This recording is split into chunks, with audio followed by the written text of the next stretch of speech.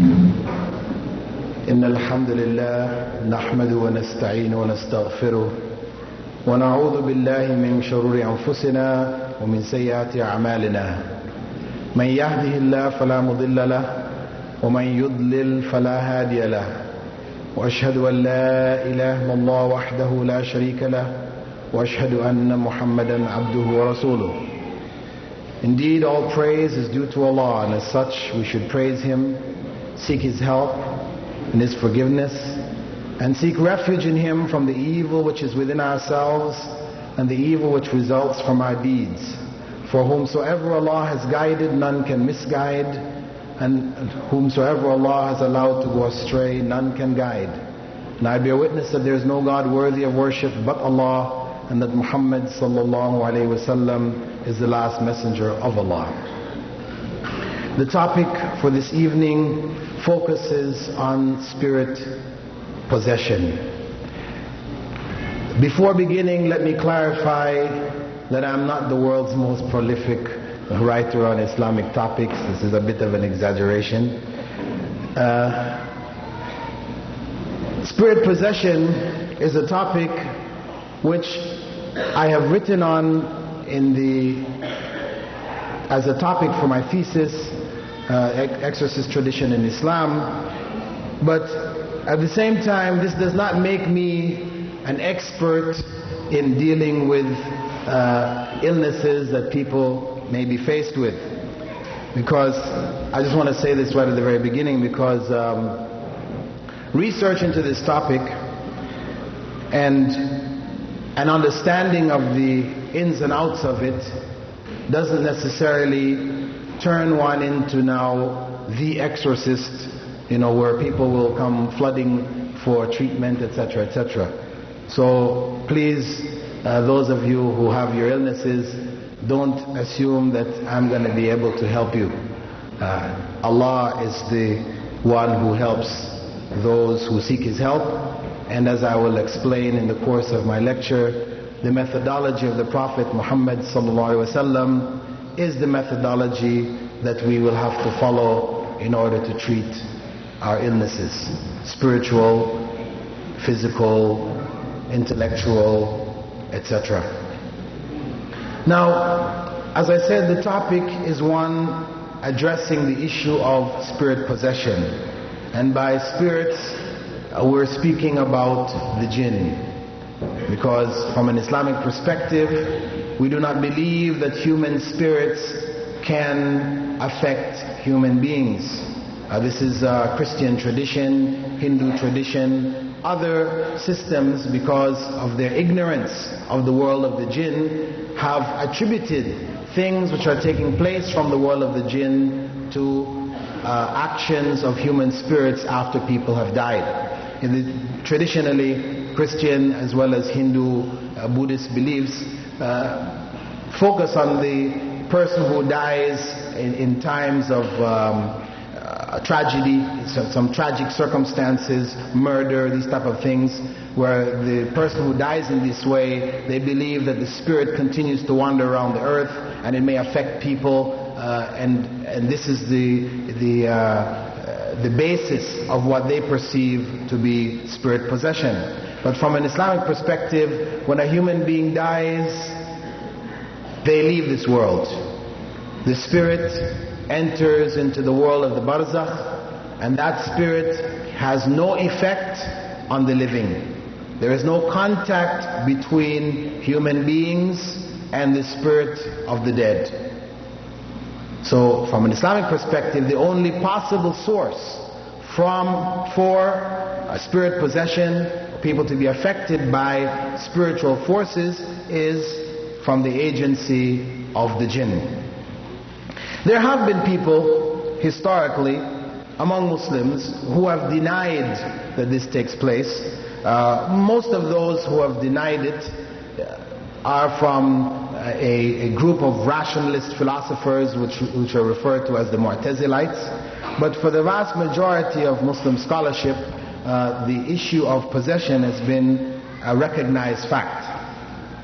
And the evidence which is used, of course, from the Islamic perspective starts with the Quran and the verse from Surah Al-Baqarah, verse 275, in which Allah subhanahu wa ta'ala says, الَّذِينَ يَأْكُلُونَ الرِّبَا لَا يَقُومُونَ إِلَّا كَمَا يَقُومُ الَّذِي يَتَخَبَّطُهُ الشَّيْطَانُ مِنَ الْمَسِّ. Those who devour interest rise up like one stumbling from Satan's touch. And the leading scholars of tafsir like Al-Qurtubi, Ibn Jarir, Ibn Kathir, all of them have pointed out that this verse is evidence for the correctness of those who hold that human beings may be possessed by shaitan and the world of the jinn, devils, we could say in general.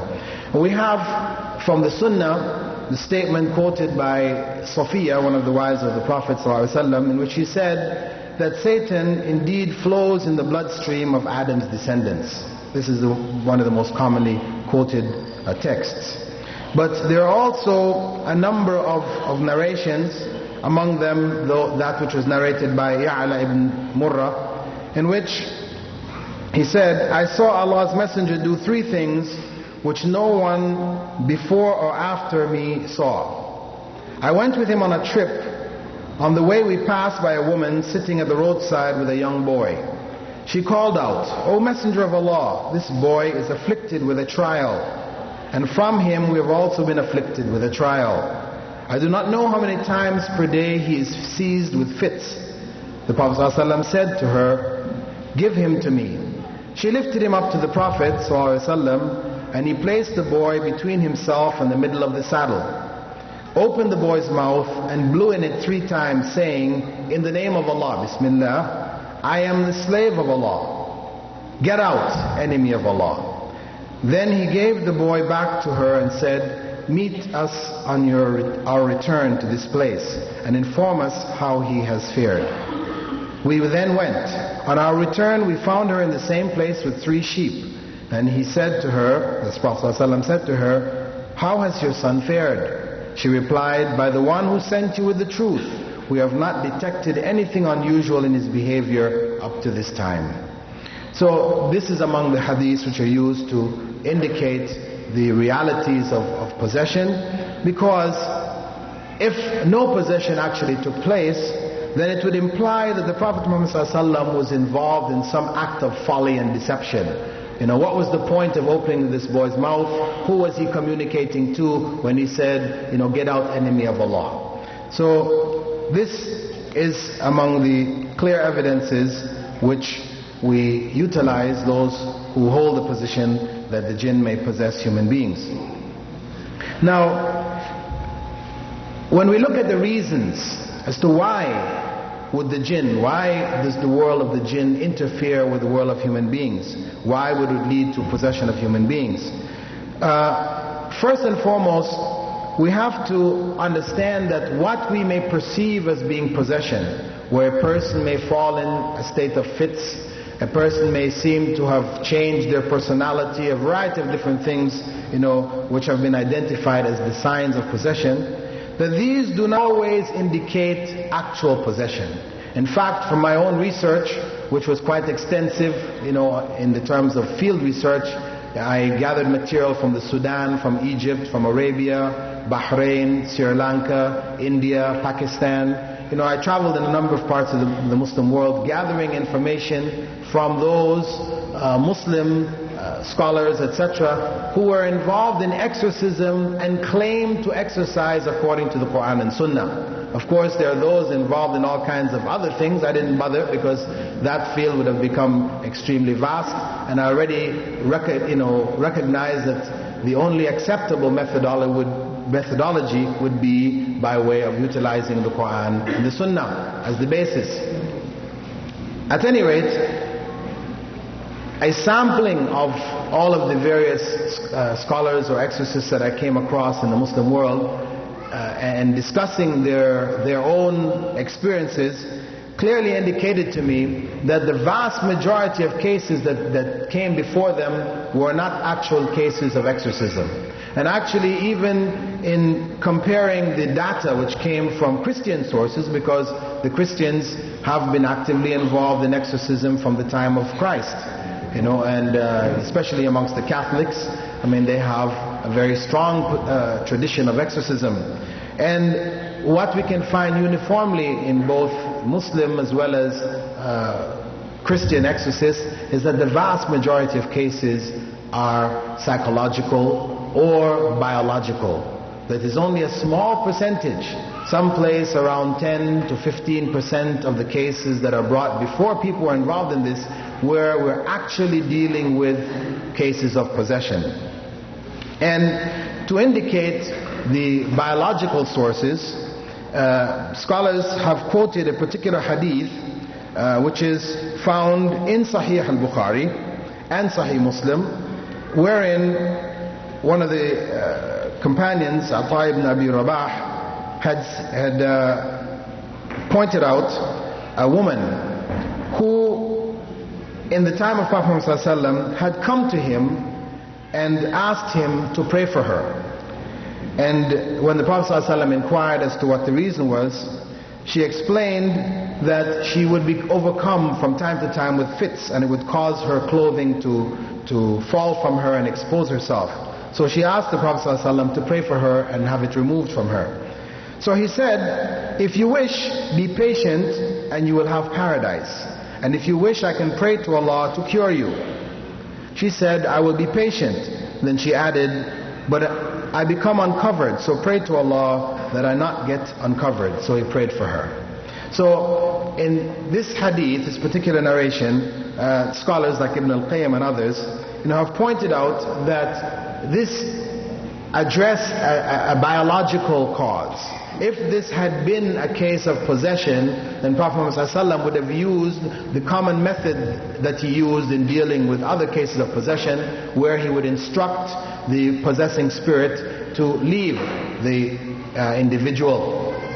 And this methodology also, we could say, is found in the Gospels in description of Jesus, though we don't accept the Gospels as being truth, but there are some narrations in there which seem to coincide with its information that we have, accurate information we have from Islamic sources, and that people who were possessed were brought to Jesus according to the text of the Gospels, and he instructed the possessing demons or spirits to leave, similar to the way in which Prophet Muhammad ﷺ would instruct them. Now, if we leave that biological or psychological side and we go over to the actual cases of possession, Ibn al-Qayyim had said, in describing the reasons, evil spirits mostly gain control over those having little religious inclination and those whose hearts and tongues faith has deserted, those whose souls are desolate of the remembrance of Allah and of the formulas for strengthening the faith. When evil spirits meet a man who is isolated, weaponless and naked, they are easily able to attack him and overcome him. This is the general description of the state of people who tend to be overcome by the spirit world. Ibn Taymiyyah identified three main sources or causes among the jinn. He said the occasional possession of man by the jinn may be due to sensual desires on the part of the jinn, or even love, just as it may be among humans. A second reason was that demonic possession sometimes occur as a result of horseplay or jest or plain evil on the part of the jinn, just as evil and mischief occurs among humans for similar reasons. And thirdly, possession is most often a result of a jinn being angry with some wrong which has been done to them, that in some way human beings have accidentally harmed them, and as a response to that harm they may attack humans. And Ibn Taymiyyah pointed out that it's due to the ignorant and volatile nature of the jinn that their vengeful punishment of human beings go far beyond their just deserve. Now, when we deal with possession may be complete possession, or it may be partial possession. In the case of partial possession, we have in the Muslim world as well as in the non-Muslim world a practice which is called mediumship. That is, cases where individuals become mediums by which one may communicate with the world of the spirits. The individual, male or female, who then identifies himself or herself as a medium will seem to be overcome and may speak in the voice of one's grandfather or one's mother dead, etc. And this, in general, people in ignorance accept as being the dead actually communicating with them. This is a common phenomena in many parts of the world, even amongst Muslims. However, the realities in such cases is not that the spirit world, meaning human spirits, are in communication with the living world, but this is a case where a jinn may possess this person and communicate through them, and that jinn may be the qareen of the human who died. That is, as Prophet Muhammad ﷺ informed us, each and every human being, when he is born, is assigned an angel that prompts him to good, and is also assigned an evil jinn that prompts him to evil. This is a struggle which each individual goes through throughout his life. There are promptings in the mind, in the conscious and the subconscious, coming from both the world of the angels as well as the world of the jinn. And when a human being dies, the jinn that is assigned to them, the qareen, does not die at the same time, because the life of the jinn is longer. So that qareen that was with the person who died remains in this world and may be the source of that mediumship, of that communication to human beings, where we imagine or we think that the voice and the information which is being conveyed to us is being conveyed to us by one of our dead relatives who have died. In fact, it is that same qareen, the qareen will be able to give us information of things which are unique to ourselves and that person. For example, yourself and your uncle, or yourself and your aunt, or whatever, you experience certain things which nobody else knew about. And here is this medium communicating that information, and because this information is so private, it seems to you that this had to have been that dead relative of yours. The reality, as I said, is that it is from the qareen and not a human relative who has in fact died. Ibn Taymiyyah, talking about this phenomena, had said, the jinn usually communicate by either visions or voices with those seeking information among the idol worshippers, Christians, Jews, heretical Muslims driven astray by the devils. The devils will often respond while taking the form of the one besought while dead or alive. This frequently happens to Christians who call on those who they edify, whether dead or alive. It also occurs to heretical Muslims who call upon the dead or those not present, and the devils take the form of the one called upon. We also have possession which may be possession of objects. As we have partial possession of human beings, we also have possession of objects. Prophet Muhammad ﷺ, it was narrated by Ibn Abbas to have said, when you go to sleep, put out your lamps, because Satan may guide something like this rat to a lamp and cause you to be burned. So the evil jinn may possess animals as well as objects, as in the case of a rat. In the case of objects, we have the case mentioned in the Quran with regards to the people of Moses alayhi salam, when he went to receive the message from Allah subhanahu wa ta'ala, and Samiri had them give their melted gold and melt it down and make a calf and have that calf and as an idol for them to worship. The people of Israel did not, simply because it was placed before them, but as Allah mentions in the Quran, that the calf mooed. The calf said moo. When the calf communicated, this is what convinced the people, the followers of Moses, the Israelites, that this calf was in fact alive. It was something which was somehow a god or whatever that they would worship. And of course for us, we understand that what has taken place here is that the jinn has entered into that body, the calf, the statue, and communicated in this way to fool people. And we've had, recent occurrences of this in 1997, all over the world. The Hindu god Ganesh, began to drink milk. People had been practicing their pujas, their acts of worship to this god, this elephant head god, Ganesh, in India and in wherever their temples are around the world for many, many years. And there was no special phenomena taking place. They would pour milk over it, etc. But on one particular day in the year 1997, they found that the milk was going into the mouth of the idol in India, as well as wherever the temples were. In London it happened, also in the Emirates where I was. They found they were pouring milk by the mouth of the idol, and that milk was going in. Now scientists tried to give explanation for it, that it was by capillary action and all kinds of other explanations, but the reality that these explanations really didn't hold water.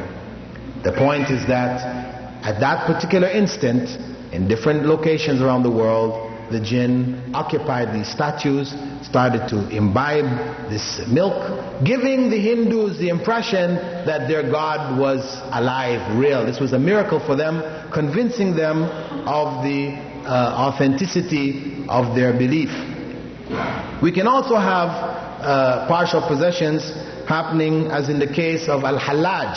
Al-Hallaj was a heretic, from a number of centuries ago, who has been elevated by some elements as being a saint. He was an individual who claimed that he was Allah, that there was no distinction between Allah and himself. And when he was taken before a tribunal and asked to recant his belief, he stood up and opened out his cloak and said, "There is nothing inside of this cloak except Allah." His favorite statement was, "Ana al-Haq."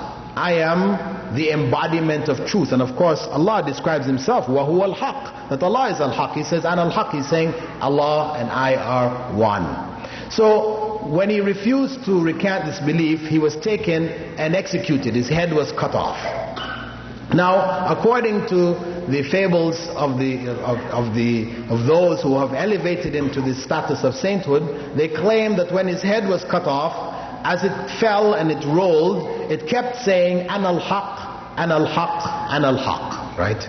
And for them, this was confirmation that, in fact, yes, this individual, this deranged individual, was in fact a saint speaking the truth.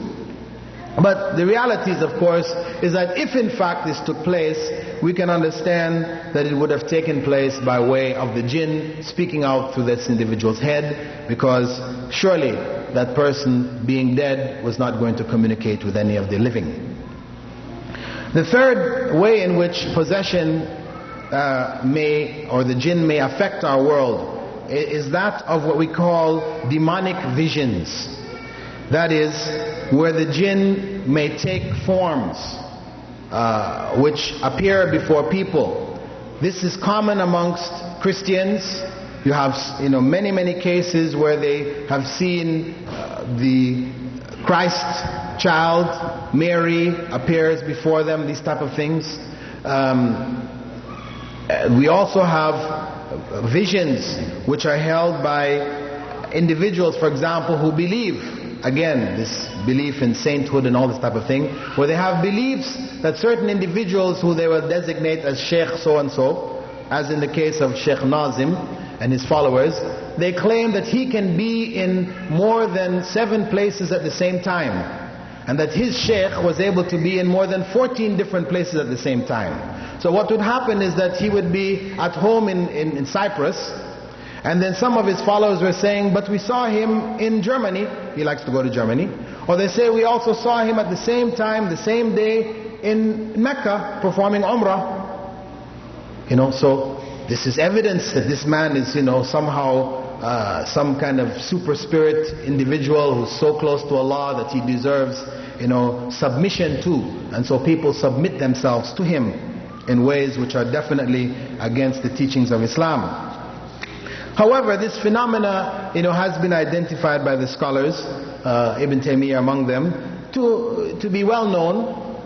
In the past, this same type of thing occurred. In fact, Ibn Taymiyyah even mentioned that some people had come to him and told him that whilst they were in the process of doing Hajj, one of them had hurt himself, and he called out on Ibn Taymiyyah for his help. He called out to him, "Oh Ibn Taymiyyah, help me," at the time. And he said when he called out, he saw Ibn Taymiyyah appear before him.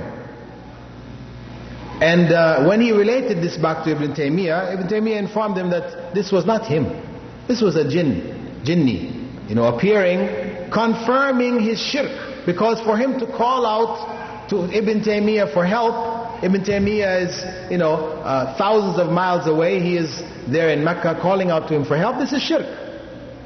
To call on anyone other than Allah is shirk. So those people who are involved in various acts of shirk, you will find among them visions common to confirm their states of disbelief.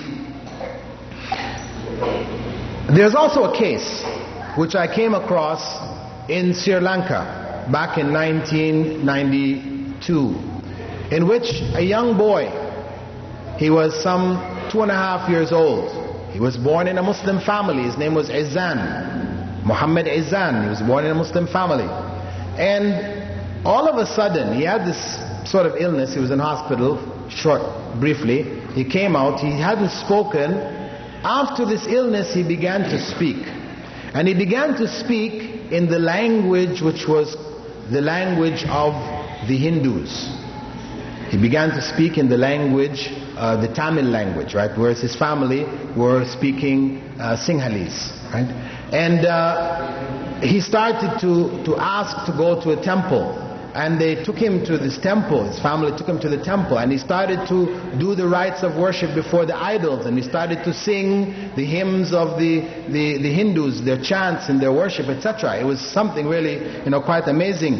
And this was documented by doctors, etc. They documented this. Was very real. It was in the newspapers, front page news, and it was quite shocking. In fact, it reached a stage where people were making pilgrimage from India, from southern India, Tamil Nadu, making pilgrimage there to Sri Lanka to come to this boy. They were bringing gifts, and they were asking him, their future. And even Muslims, unfortunately, got caught up in this. Many Muslims were coming to this individual and asking him to tell them their future and all this kind of things, And fortunately, one of the brothers there, brother by the name of Jazid Arif, he had read, because I had been to Sri Lanka before and given lectures there, and he had read a book which I had written called The Fundamentals of Tawheed. And in it, I explained about this phenomena, the phenomena of what appeared to be reincarnation, right? Because this boy, he was claiming that he was someone else. He gave a name, he gave a place where he died. When they went there, they found that yes, there was a boy by this name who had been killed in an accident, and he was a Hindu boy. And here he was now claiming that this was himself, and that his parents were so and so and so on. These were the names of the parents, etc. So it appeared to be a case of reincarnation. This is a belief shared by both the Hindus and the Buddhists. And then this case became so popular in Sri Lanka that even the president, Premadasa, had made statements about it, about this is showing that we're all from the same origin, whether you're Muslim or whether you're Hindu or you're Buddhist, we're all reincarnated. We could have been Hindus in our previous lives or whatever, So it was, for him, he used it as a means of what he felt to be uniting the people. And he even placed guards around the home of this family, to make sure nobody disturbed this process. In any case, as I mentioned, Jazid Arif had read my book, The Fundamentals of Tawheed, in which I described this case happening in India before, cases of reincarnation, and explained how it was possible for the jinn to implant ideas in the minds of children. Prophet Muhammad ﷺ said, dreams are of 3 types. There are dreams which are from Allah, good dreams, true dreams. Dreams which are from the ramblings of ourselves. We read something, we see something, and all of a sudden we see it back in our dreams. And then dreams which are from shaitan. Shaitan may come and put ideas in people's minds. You know, sometimes you wonder, a thought comes to your head and you wonder, where did that come from? You know, I wasn't thinking that kind of thought, and then here you are thinking it.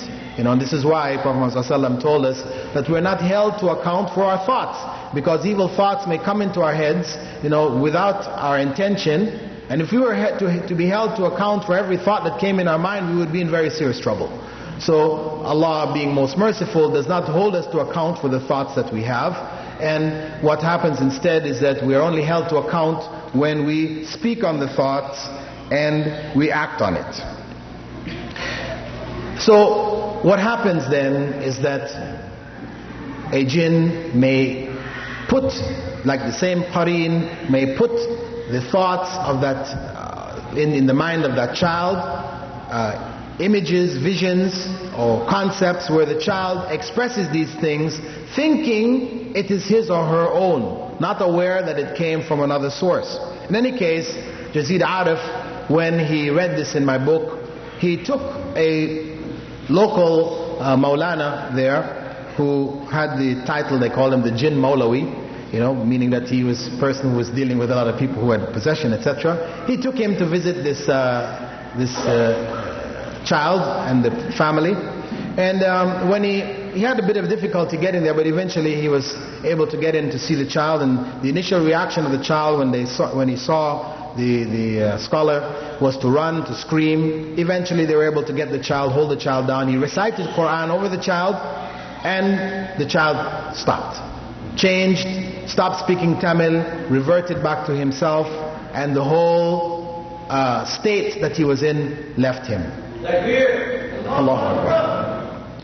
So the issues of possession, whether partial or complete, these are realities which we experience in our world today. Much of it serves to reinforce shirk, which is in common practice in various parts of the Muslim world as well as in the non-Muslim world. Mostly in the non-Muslim world, but unfortunately today amongst Muslims we find practices of shirk all over, and as such you will find that objects, places, things become possessed, visions appearing before people, so that the various shrines, like places like Ajmer, where people are making pilgrimage in the thousands, you know, to a grave, a mausoleum, and performing all kinds of acts of worship at places like this, you know, which is in fact out and out shirk. They will go there and have all kinds of experiences. You know, people will go there with illnesses, etc., and they find themselves coming back feeling better, and you know, miraculous cures, etc. Now, we also find, as an aspect of possession and interference of the jinn, magic. Even magic itself, you know, is a result of the agency of the jinn. People who are involved in magic are often or mostly involved in some acts of sacrilege, but the way in which magic actually affects individuals is through the intervention of the jinn. Scholars of the past, you know, have identified this. Similarly, the evil eye, which is real. I know many times people, you know, who have come from Western backgrounds, been exposed to scientific teachings, etc. The idea of the eye, the evil eye, you know, this is something that people tend to want to deny. But Prophet Muhammad ﷺ said, Al-Ainu Haqq. Al-Ainu Haqq. That the evil eye is a reality. And he gave us ways of treating it. But this issue of the eye, you know, as Ibn al-Qayyim had said, every possessor of the evil eye is jealous. There's jealousy which is involved in it, but not every jealous person possesses the evil eye. It doesn't mean just because a person is jealous automatically the evil eye is in effect and people are being affected, but it is in specific cases, and these specific cases are a result of intervention by the jinn. Now, in terms of exorcism, how do we treat those who are possessed? First and foremost, let me say that from an Islamic perspective, there is no such thing as an exorcist. No such thing as a profession where a person becomes a professional exorcist. We have this in the Christian tradition. They have a position in the church known as the exorcist. A person gets special training for it, and that's his job. In the case of Islamic tradition, people were not taking on this as specific roles, as I am an exorcist, that's my job, people, that's my 9 to 5, I'm an exorcist. No. What would happen is that people would get ill, through effects of the jinn, etc., and they would go to a local scholar, or they would go to, their friends or whatever, and whoever, felt a desire to try to help, they would seek to help them by recitations, Quranic recitations, etc., and in this way they were treated. How was that time? The one point I'd like to mention here is that there's a book called Medicine of the Prophet, in which it is described that the Prophet ﷺ prescribed amulets. Actually, the term used is ruqya or ruqa. And the translator of this book, Khuli, I think his name is, he translates this as amulets. So it appears that the Prophet ﷺ is prescribing amulets for people, but this is a mistranslation.